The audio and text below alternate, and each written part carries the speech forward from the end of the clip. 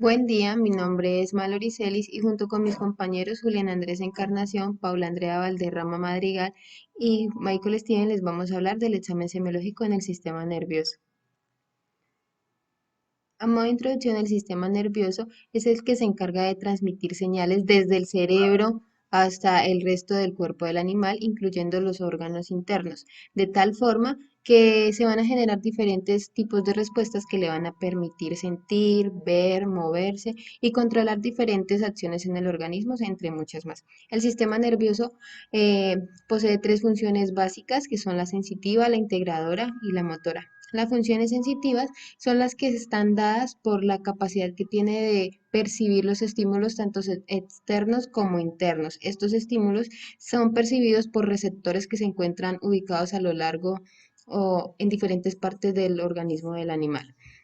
La función integradora es la que se encarga ya de analizar toda la información que ha sido recopilada de las diferentes partes del sistema nervioso para posteriormente combinarla y finalmente dar una respuesta adecuada a los diferentes estímulos que se han recibido.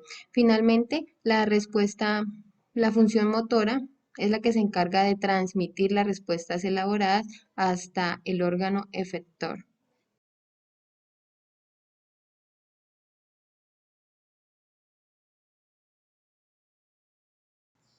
En cuanto a los componentes tisulares del sistema nervioso, encontramos la neurona y las células de sostén. Las neuronas son la unidad básica y funcional del sistema nervioso. Estas se interconectan entre sí y forman lo que son unas redes de comunicación que permiten transmitir las señales por todas las zonas que están definidas por el sistema nervioso, permitiendo a su vez también captar los diferentes estímulos para luego para que luego sean transmitidos y almacenados y dar por fin una respuesta a estos estímulos. Existen diferentes tipos de neurona. Está la bipolar, la multipolar, la neurona unipolar y encontramos también la célula piramidal, que esta hace parte de las neuronas multipolar.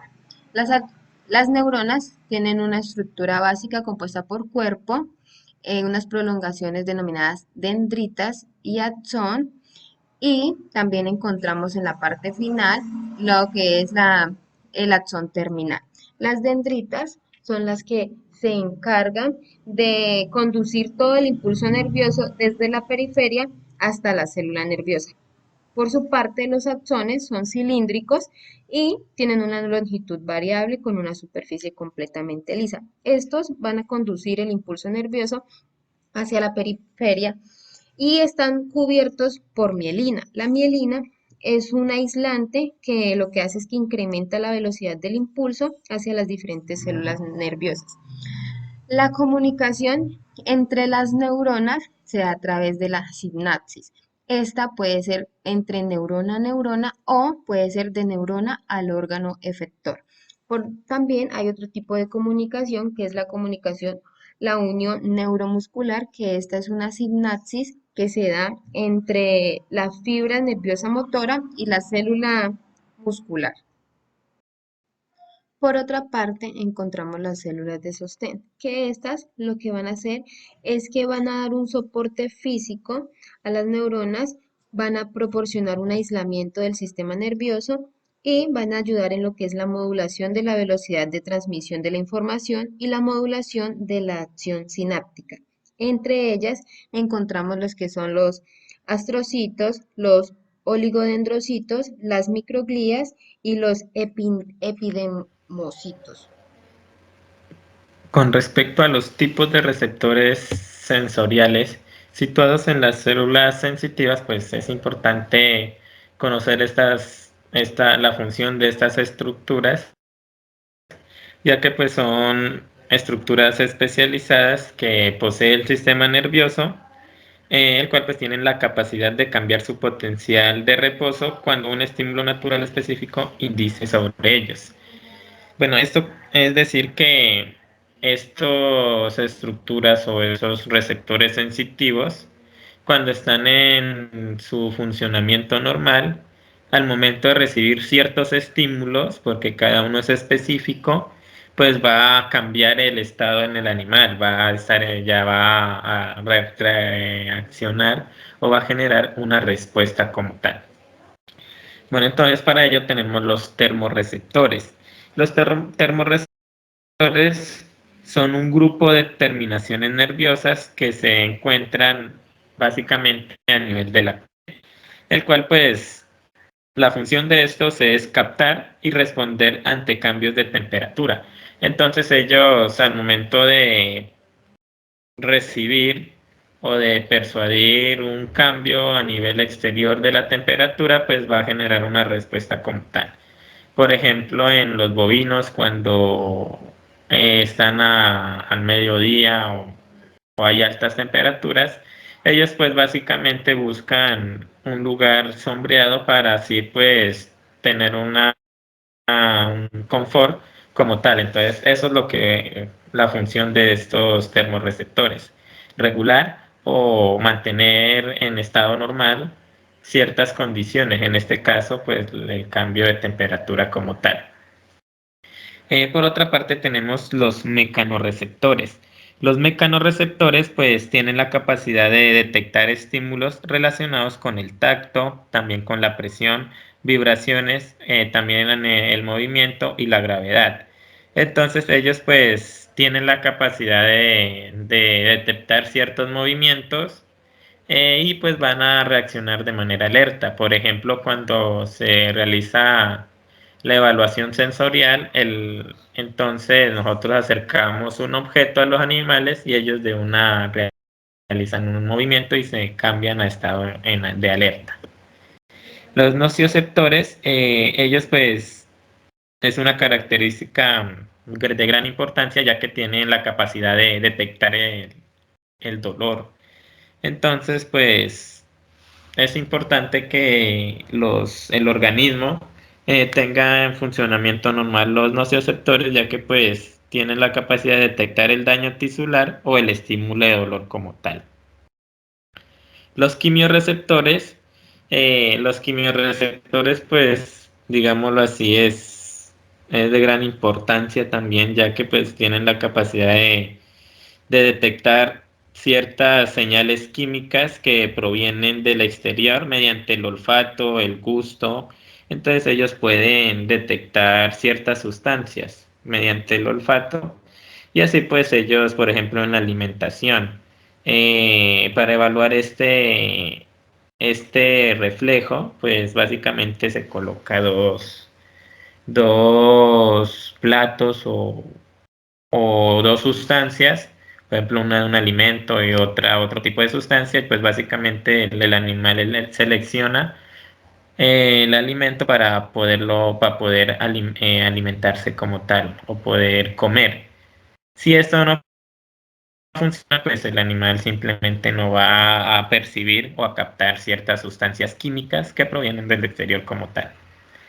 Los fotorreceptores es de gran importancia ya que pues estos receptores están compuestos por células especializadas, como podemos observar en la imagen, conocidas como bastón y conos, que se sitúan en la parte exterior de la retina. La función de esta es convertir, digámoslo así, la luz a impulsos nerviosos y esto pues los llevan hacia el cerebro para transformarlo en imágenes. Entonces esta es la función de los fotorreceptores que ayuda más que todo en la parte de la visión. Entonces pues es de gran importancia conocer este tipo de receptores sensitivos para así pues nosotros tener un diagnóstico más acertado con respecto al estado en que se encuentra el sistema nervioso como tal. Ahora vamos a hablar de la anatomofisiología del sistema nervioso. Este se va a dividir en dos, el sistema nervioso central y el sistema nervioso periférico. Vamos a hablar primero del sistema nervioso central. El sistema nervioso central está conformado por el encéfalo y la médula espinal. Estos se encuentran protegidos por tres membranas que son las meninges. En su interior existe un sistema de cavidades que lo conocemos como ventrículos, por las cuales circunda lo que es el líquido cefalorraquídeo. El encéfalo, a su vez, es la parte del sistema nervioso central que está protegida por los huesos del cráneo y esta está formada por el cerebro, el cerebelo y el tronco encefálico. El cerebro viene siendo la parte más voluminosa y está dividido en dos hemisferios, el derecho y el izquierdo.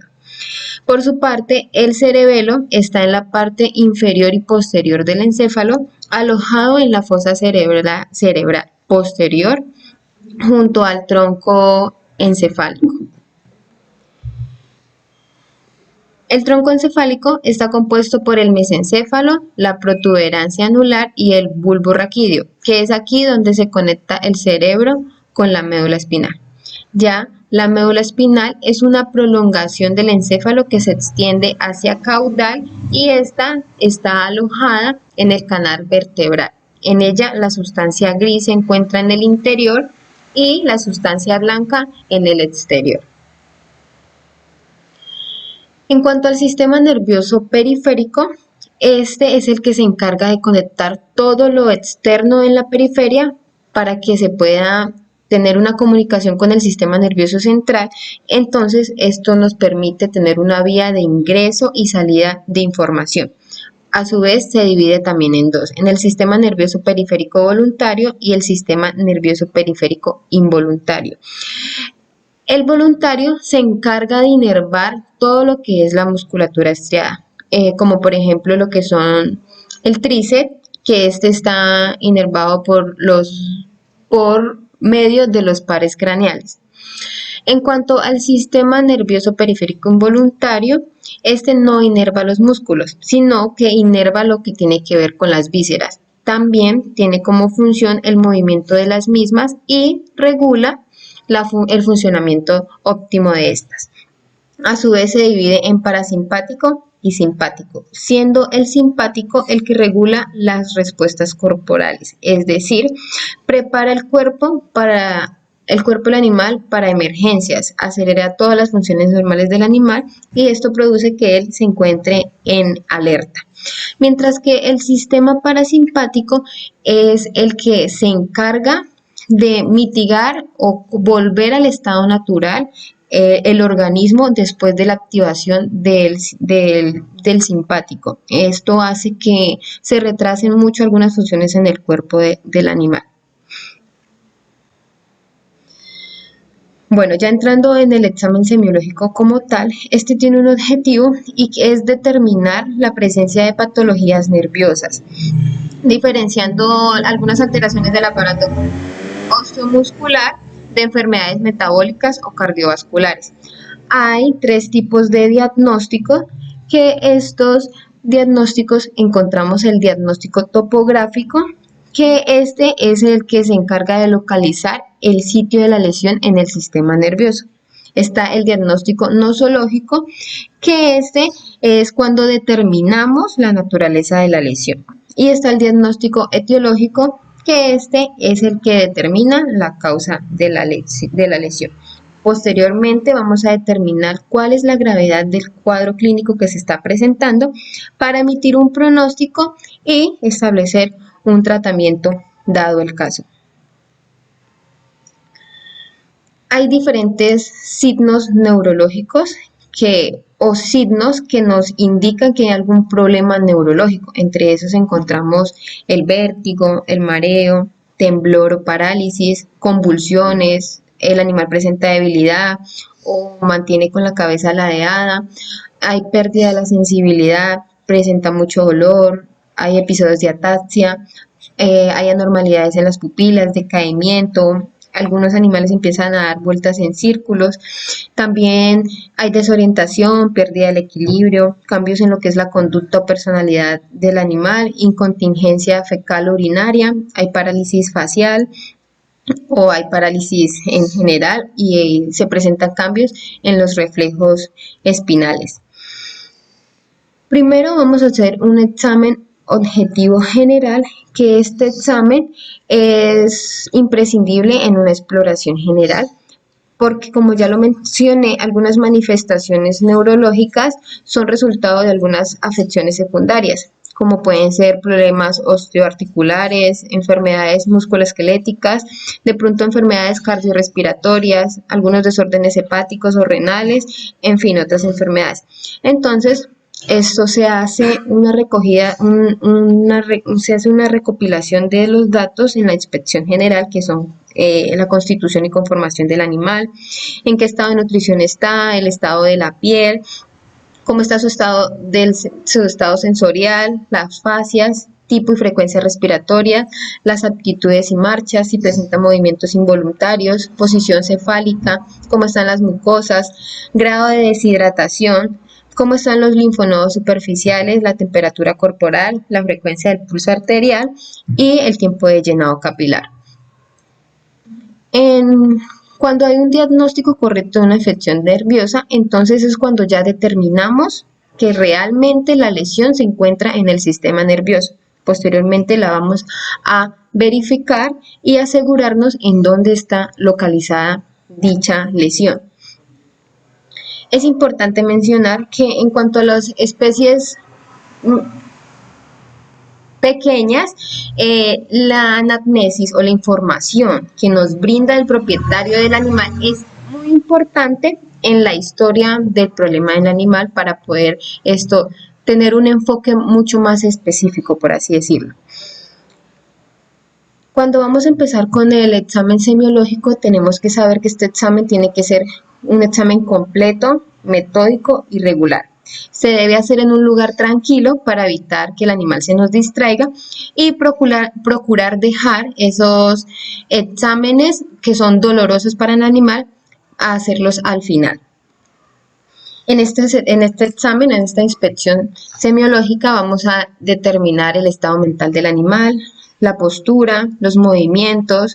En cuanto a la palpación, vamos a mirar cómo está el integumento, los músculos, el contorno del cráneo, las reacciones de posición o postura, sus reflejos espinales, se van a examinar los nervios craneales y cómo está la sensibilidad.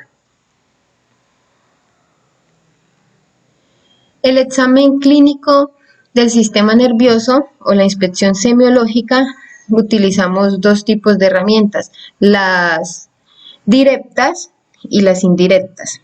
En cuanto a la inspección y palpación, las herramientas directas en inspección vamos a utilizar nuestros ojos y en palpación van a ser las manos. Por su parte, también se utilizan unos métodos indirectos que en este caso van a ser algún instrumental que se necesite para poder realizar el examen neurológico. Entre estos encontramos la linterna pungiforme, el martillo neurológico, la aguja hipodérmica, otoscopio y el oftalmoscopio. La inspección. Para realizar un correcto examen neurológico y una inspección semiológica en pequeñas y grandes especies, es importante hacer una correcta inspección para determinar tanto el estado sensorial, el estado mental, las fascias y la marcha del animal. La inspección es una técnica semiológica que se realiza en la exploración física del paciente y se efectúa por medio de la vista. Primero vamos a evaluar el estado sensorial del animal y mental. Entonces, este estado del paciente va a estar relacionado con el medio en el que vive y se desarrolla. Vamos a determinar si su conducta, la conducta que está manifestando, es propia del animal o tiene algunas alteraciones. Cuando se presentan algunas alteraciones, entonces encontramos que el animal está en estado de alerta. Todo el tiempo está pendiente de los estímulos ambientales o también presenta confusión o una respuesta inapropiada a los estímulos y desorientación. Encontramos animales obnubilados, que son como animales somnolientos, que están poco atentos, que presentan una mínima respuesta a los estímulos y tienen un estado de conciencia reducido. Sin embargo, de alguna manera u otra responden de una manera normal, pero disminuida a los estímulos. Están los animales con estupor, que es una ausencia, presentan ausencia mínima, presentan ausencia de estímulos externos, más respuesta más que todo en respuesta a los estímulos dolorosos. Y están los animales en coma, que esto es una ausencia completa de la respuesta a cualquier tipo de estímulos. Por otra parte, encontramos las actitudes del animal. En esto vamos a examinar lo que es la postura corporal, es decir, la correcta posición del cuerpo en cuanto a la cabeza, cuello, tronco, extremidades y cola en lo que es el espacio. Cuando hay alteraciones, el animal va a presentar o puede tener actitudes de extansión, que el animal va a presentar pérdida del equilibrio o una ligera inclinación cefálica hacia el lado en el que tiene alguna lesión, o animales que esto están sentados, pero entonces presentan mucha separación entre sus miembros, o animales que presentan actitudes en el decúbito. Aquí encontramos animales opistótonos que presentan espasmo muscular en el cuello y extremidades, y animales que presentan rigidez por descerebración, o animales que presentan rigidez por descerebelación. En cuanto a la marcha, vamos a determinar si tiene fuerza y coordinación el animal.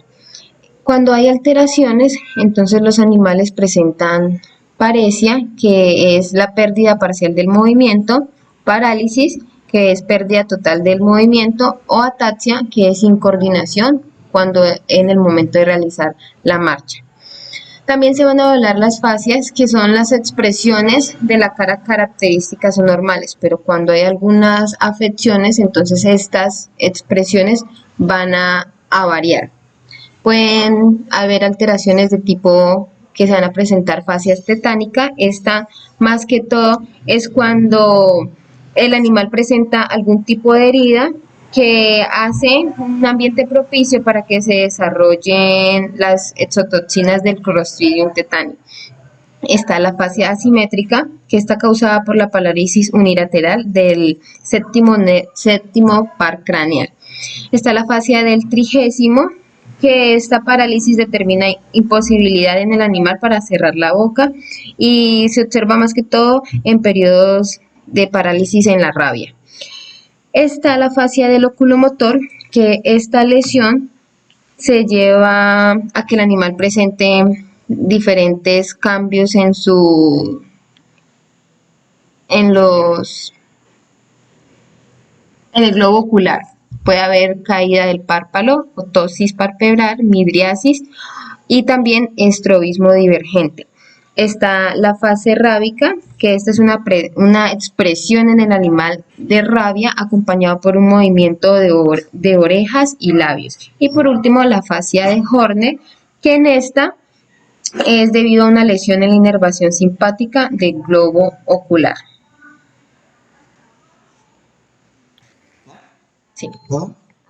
Posteriormente a la inspección, tenemos la palpación. Bueno, la palpación, este es un examen físico que se realiza al paciente con el fin de comparar sus estructuras de un lado con el otro. Mediante la palpación, pues nosotros podemos evaluar los reflejos, los pares craneales y las reacciones de posición o postulares. Esto a nivel del sistema nervioso. Cabe resaltar que para realizar esta técnica de semiológica se debe hacer de manera sistemática, es decir, debemos iniciar de la cabeza, continuando por el cuello, el tronco, miembros torácicos y culminando con la palpación de los miembros pelvianos.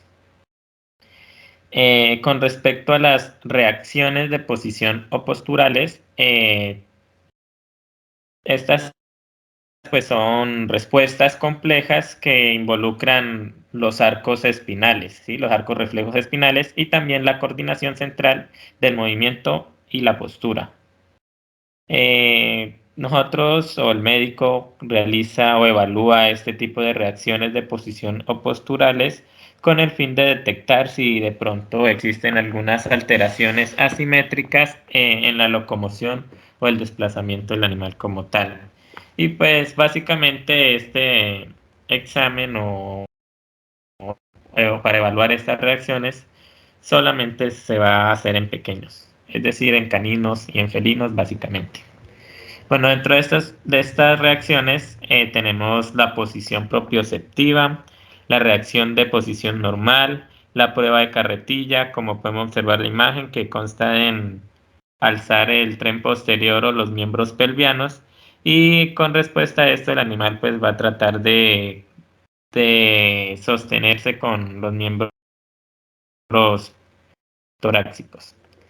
Y también pues vamos a realizar un pequeño movimiento hacia craneal del animal para que él se desplace y así observar si hay anormalidades o no en los como tal.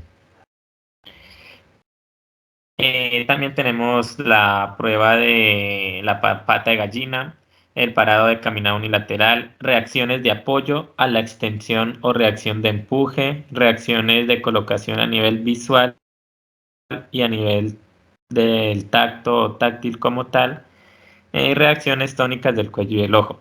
Bueno, este tipo de reacciones de posición o posturales la vamos a evidenciar más adelante utilizando diversas especies para pues poder comprender este tipo de evaluación que se realiza para evaluar el sistema nervioso. Bueno, otro aspecto importante que debemos tener en cuenta para determinar el estado del sistema nervioso es evaluando los reflejos. En los reflejos, pues básicamente lo que se va a evaluar es el estado de la integridad de los arcos reflejos como tal. Bueno, dentro de los reflejos que se van a evaluar existen 5 grupos de gran importancia, los cuales tenemos el primer grupo, los reflejos tendinosos. Los reflejos tendinosos son básicamente reflejos simples que consisten en la salida o como tal en el movimiento de manera repetitiva de los músculos a causa de una excitación o un estímulo que realizamos de manera mecánica. Básicamente, pues, para evaluar este tipo de reflejos, se utiliza técnicas como la palpación y también la perfusión de manera indirecta.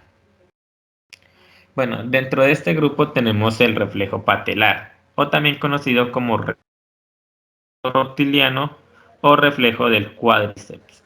Esta técnica, pues, o para evaluar este reflejo, básicamente se realiza la percusión en el tendón rotuliano de manera indirecta, se realiza esta técnica y como respuesta normal se va a producir una brusca extensión de la rodilla por la contracción del músculo cuádriceps femoral. Entonces lo que va a presentarse es una tensión del músculo y eso pues nosotros lo vamos a observar fácilmente. El reflejo anconial o tricipital, pues este solo se observa en pequeños animales con una débil extensión del codo al nosotros percutir el tendón anconeo. Nosotros realizamos o evaluamos este reflejo con el fin de determinar los segmentos C7, C8 y T1 de la médula espinal como tal. Y así puedes determinar la función del nervio radial, ya que este nervio pues es el que inerva el músculo tríceps, que es el que se contrae como tal. Por otro, tenemos otro tipo de reflejo que hace parte de los reflejos tendinosos, es el reflejo del tendón de Aquiles.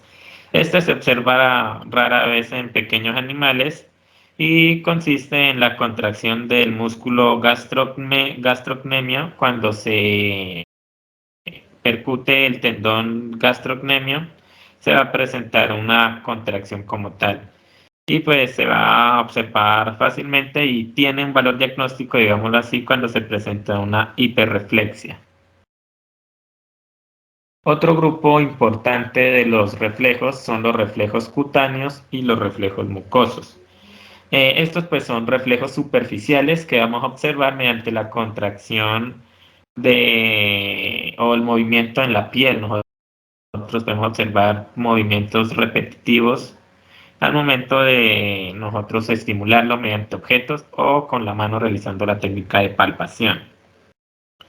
El órgano que se va a evaluar o el órgano receptor, digámoslo así, de los estímulos es, como dije anteriormente, la piel y también algunas mucosas. Dentro de este grupo, pues tenemos el reflejo de la cruz. El reflejo de la cruz se observa en equinos, básicamente es característico, ya que pues cuando realizamos un pellizco o al momento de realizar la percusión a nivel de la región de la cruz, pues se va a presentar una sacudida, un movimiento energético de manera repetitiva. Posteriormente tenemos el reflejo dorsal. El reflejo dorsal, este se presenta en el bovino y ocasionalmente se puede observar en el equino. Este, pues, al momento de pellizcar fuertemente la región del dorso del animal, este va a realizar una depresión o una flexión en dirección ventral del raquis o de la columna vertebral. Esa es la respuesta normal cuando se realiza ese pellizco o se percute en la región del dorso del animal como tal. Va a ver como una flexión.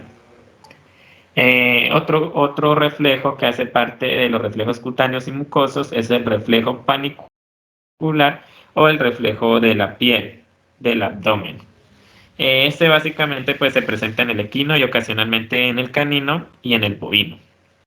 La respuesta cuando realizamos un estímulo, por ejemplo, cuando pinchamos la cara costal o el pliegue del ijar, se va a presentar lo que es una contracción del músculo cutáneo abdominal. Esa es la respuesta normal que realiza el animal al momento de nosotros estimularlo mediante un pellizco o cuando hacemos la percusión.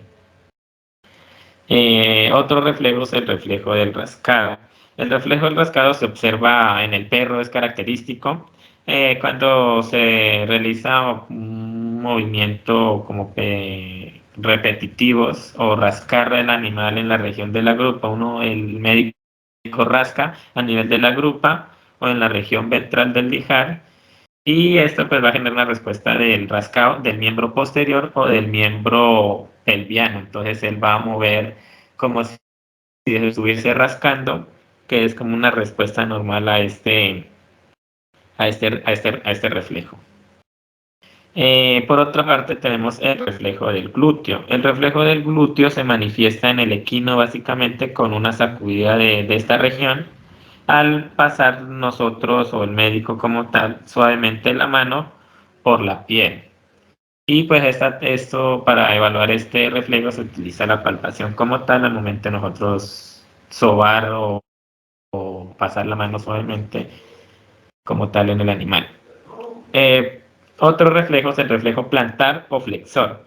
Este se presenta básicamente en el canino, podemos evaluarlo, en el cual pues pinchamos los espacios interdigitales y él pues va a generar una respuesta realizando una flexión en el miembro que se realiza esta acción, ¿no? Cuando se realiza el pellizco como tal a nivel interdigital. También se puede evaluar en equinos y en bovinos. Entonces, en equinos, pues en el casco, y en bovinos entre el espacio de las pezuñas, el espacio interdigital. Por otro, tenemos el reflejo mamario, que este pues se evalúa especialmente en los rumiantes, en caprinos, en bovinos, al momento de nosotros pellizcar o sí, pellizcar la glándula mamaria, entonces él va a realizar una flexión del raquis hacia ventral. Esa es como una respuesta normal de este reflejo.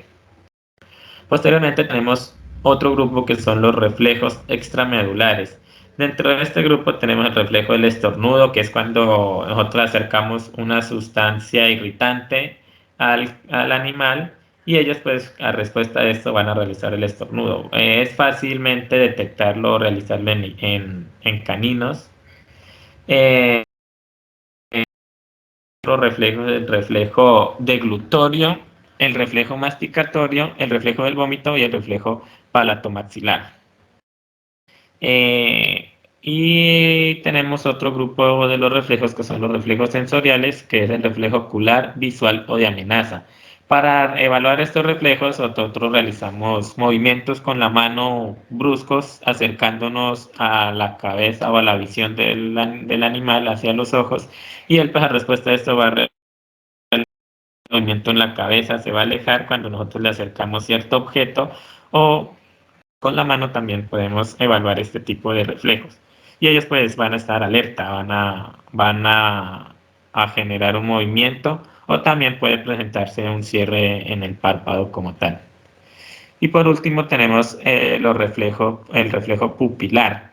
El reflejo pupilar, pues tenemos el reflejo del estrechamiento pupilar y la dilatación pupilar. Este pues lo realizamos mediante estímulos luminosos, entonces podemos, con ayuda de una linterna, podemos evaluar este tipo de reflejo como tal. Continuando con el examen de los pares craneales, tanto en grandes especies como en pequeñas especies, los exámenes son relativamente parecidos. Lo único que diferencia es que algunas pruebas se pueden hacer en grandes animales, pues por su con, con, con textura muscular o y sí. Con textura, listo. Bueno, callen. Bueno, en cuanto al examen de los pares craneales, tanto en pequeñas especies como en grandes especies, los exámenes son relativamente parecidos. La única que diferencia es que en las grandes especies se tienen que hacer un tipo de pruebas, pues por su textura corporal, a diferencia de las pequeñas especies, que obviamente va a ser mucho más fácil su evaluación. Entonces, dentro de los pares craneales se evalúan los 12 pares craneales, comenzando con el par craneal 1, que es el olfatorio, que combina tanto estímulos sensoriales como sensitivos, continuando con el par craneal 2, que es la inervación óptica, que es la vía sensorial para los reflejos de la visión y la luz de la pupila. El par craneal 3, que es el oculomotor, sí, que en este caso, tanto en grandes especies como en pequeñas especies, se evalúan en conjunto el nervio oculomotor, el troclear y el dulce, ¿sí? Pues por poseer una función en el organismo relativamente parecida. Continuando con el par craneal 5, ¿sí? Que es la rama, se evalúa la rama maxilar, la rama oftálmica y la rama mandibular.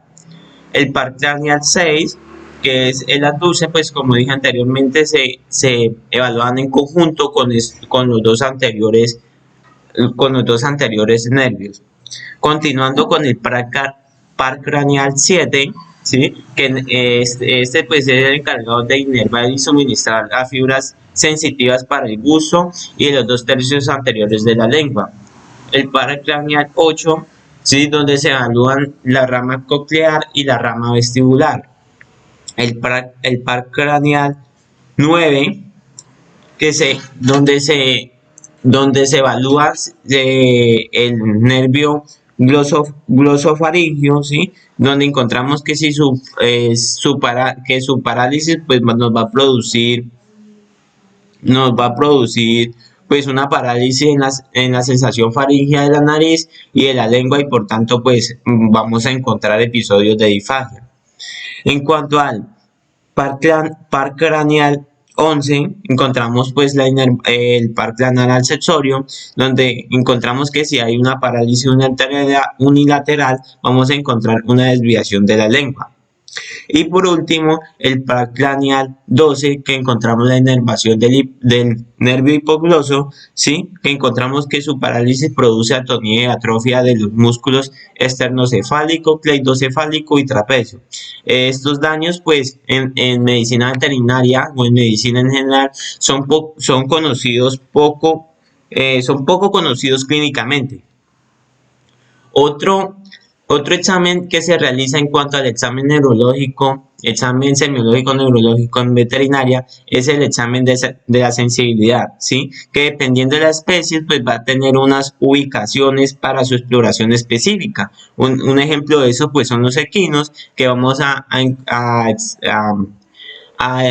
observar su sensibilidad en los labios, en la extremidad de la nariz, en las axilas, en el rodete coronario, las bragadas, el peroné, la grupa y el maslo. En los bovinos, pues vamos a explorar esa sensibilidad en el espacio interdigital, la glándula mamaria y los olares. Y ya entre las especies pues pequeñas como los perros o los gatos, pues vamos a explorar esa sensibilidad entre los pulpejos. ¿Cómo así? Ahora, mediante las diferentes especies, presentaremos cómo se hace el correcto examen semiológico para evaluar el sistema nervioso. Primero, se realiza la inspección. Aquí se evalúa el estado mental del animal por medio de estímulos fuertes, acompañado con estímulos de dolor.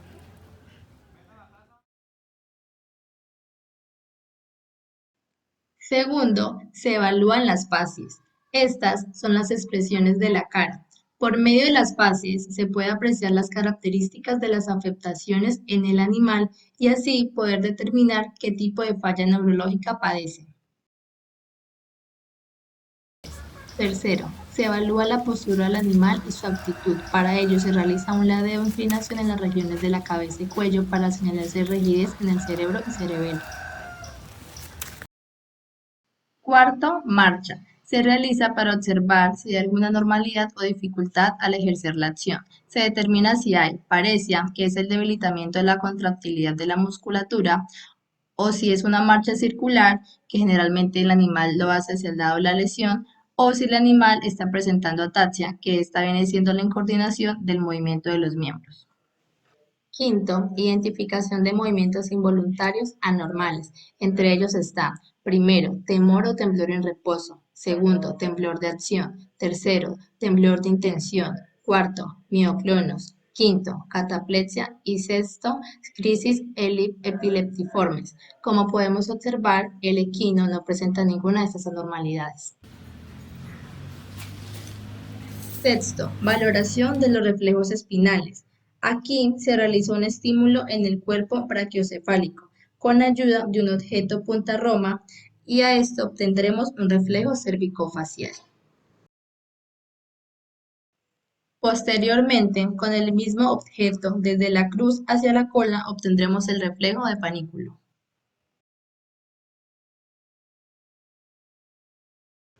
A su vez, haciendo estímulos en la región perianal con el mismo objeto, se obtendrán los reflejos perineales y así podremos determinar si el animal presenta sensibilidad. Continuando con el examen, se evalúa ahora la simetría de los miembros en la marcha y así detectar si hay alguna afectación. Para ello se examina la presencia de hipermetría, que son pasos exagerados, hipometría, pasos muy cortos, o dismetría, que es la diferencia de los pasos. De igual forma, aquí estamos evaluando si el animal presenta espasticidad. Este viene siendo el incremento dependiente de la velocidad en el reflejo del estiramiento muscular. Ahora estamos evaluando la capacidad del animal para saber si éste reconoce satisfactoriamente el obstáculo que le colocamos al frente, con el fin de saber si lo esquiva correctamente o de lo contrario el animal estaría presentando alguna alteración. También se hacen serpentinas en forma de zigzag. Este se realiza mientras el animal va caminando y detectar si éste está teniendo una marcha correcta ante el estímulo generado.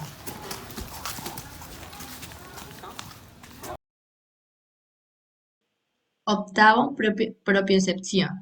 Aquí se cruza un miembro anterior ante el otro, como mi compañero lo está ilustrando. Una respuesta normal de este tipo de evaluación es que el animal coloca su miembro anterior en su forma inicial y de igual forma se puede colocar el animal a marchar en forma de círculo cerrado.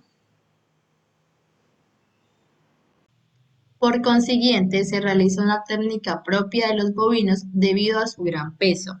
Aquí, con ayuda de unas pinzas, se realiza una reacción del estímulo en los miembros torácicos del bovino y como resultado obtenemos una reacción normal y ningún daño.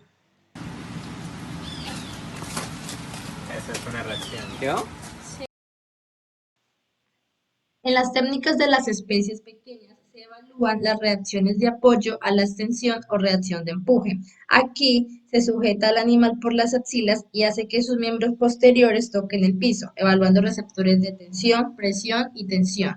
Posteriormente se hace la evaluación de la prueba de la carretilla, que se levanta el animal por la pelvis y este, con sus miembros anteriores, deberá de ejercer la acción de caminar.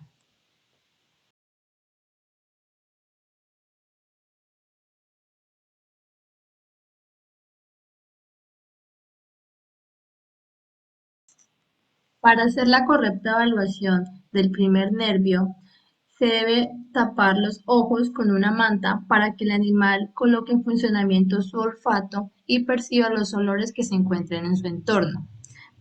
En esta ocasión colocamos alimento y lo que el animal hará es ingestarlo.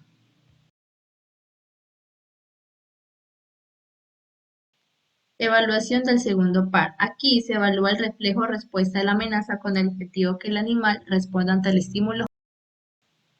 Para el tercer par, con ayuda de una linterna, se evalúa la constricción de la pupila y al retirarla, la respuesta que el animal tendrá será la dilatación de la pupila.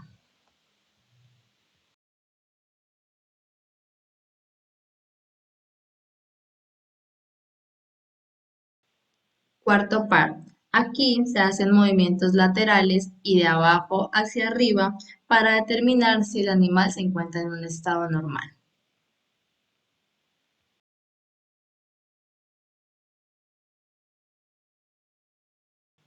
Los nervios trigéminos y abducens se evalúan en conjunto.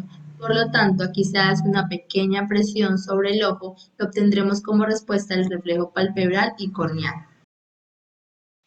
Para la evaluación del séptimo par se examina la cavidad bucal, luego los ojos y por último las orejas.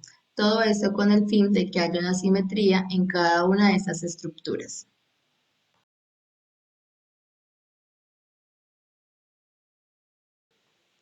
Para el par vestíbulo-coclear, se eleva la cabeza del animal examinando la posición de sus ojos. El par 9 y 10 se examinan en conjunto, debido a que evaluaremos si el animal tiene la capacidad de percibir el alimento y de hacer su correcta ingesta. Nervio hipogloso. Cuando hay parálisis unilateral, hay desviación de la lengua. Se prueba al tirar la lengua y la respuesta normal es volver a entrarla. Si hay parálisis, la lengua no entra y esta se va a desviar. En cuanto a las diferencias entre la evaluación de los pares craneales de los bovinos y equinos, encontramos algo interesante. Es que en los bovinos se encuentran variedad de razas, las cuales pueden tener sus orejas puntiagudas o pueden tener sus orejas caídas. Entonces, en eso hay que prestar especial atención, pues dependiendo de la raza pueden haber daños a nivel del nervio facial o no los pueden haber y solamente puede ser una característica común de esa raza. La evaluación de los pares craneales en pequeños animales es relativamente parecido a grandes animales, solo que vamos a encontrar unas pruebas que son características para los pequeños animales. Una de estas pruebas es la pata de gallina.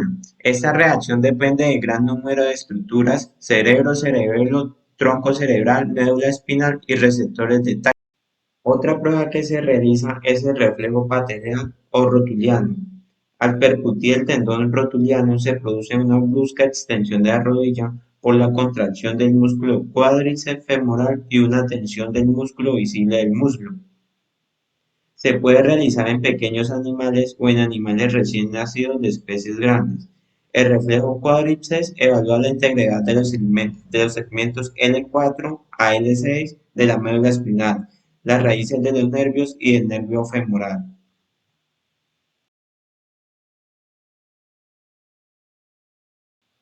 El reflejo de rascado. Se observa en el perro al rascarle la grupa o la región ventral del ijar, otras veces el pecho con rascado del miembro posterior del mismo lado.